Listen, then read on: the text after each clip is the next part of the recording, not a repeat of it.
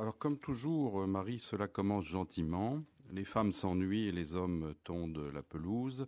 C'est la preuve qu'Emma et Charles Bovary sont des figures éternelles. Et si Rodolphe revenait parmi nous, il n'aurait pas besoin de savoir monter à cheval. Il serait DJ dans une boîte de Rouen ou aurait des contacts avec le milieu du film pornographique.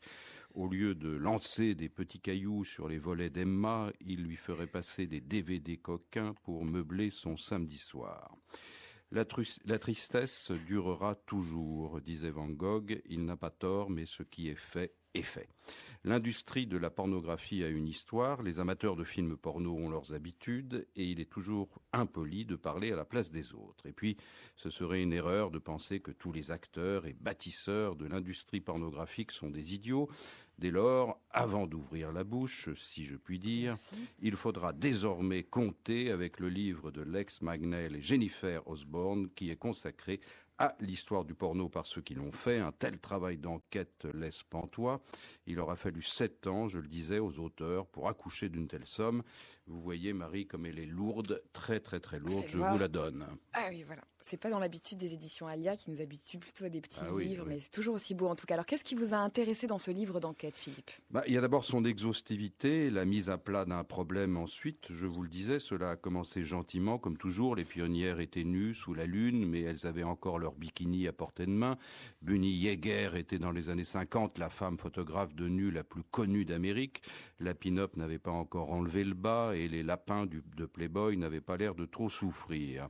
Mais à partir des années 60, tout se gâte à Miami et les bars topless deviennent les antichambres de partouzes gigantesques et il ne manquait plus que la caméra pour immortaliser la scène.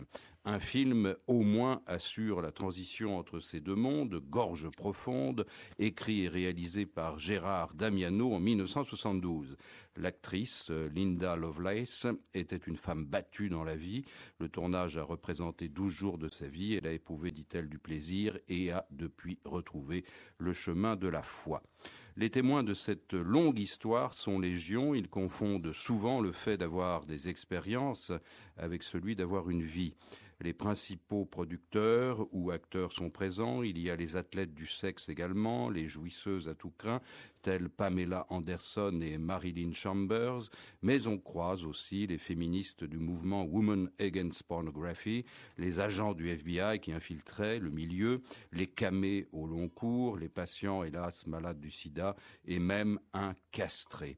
Et oui, il y a même un dénommé John Wayne Bobbitt, l'homme au pénis tranché, qui est comme le symbole de cette sexualité fixée sur les organes génitaux, abonné à la compulsion de répétition et incapable d'invention.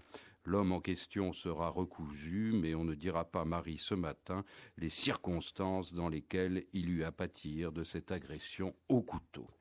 Alors, on va pas dire que cette histoire de la pornographie est une longue suite d'anecdotes, c'est pas que ça. Non, ce n'est pas que ça, Marie. Elle met en scène un dispositif implacable où chacun occupe une place, un rôle parfois éphémère pouvant conduire au suicide. Elle décrit les conséquences de l'injonction à jouir qui s'est imposée à partir des années 60 en Amérique. Elle raconte l'apparition des films de charme, l'apogée du business porno et sa banalisation sur Internet. Elle dit surtout avec franchise la vérité de toutes celles et ceux qui prétendent ne plus avoir de barrières.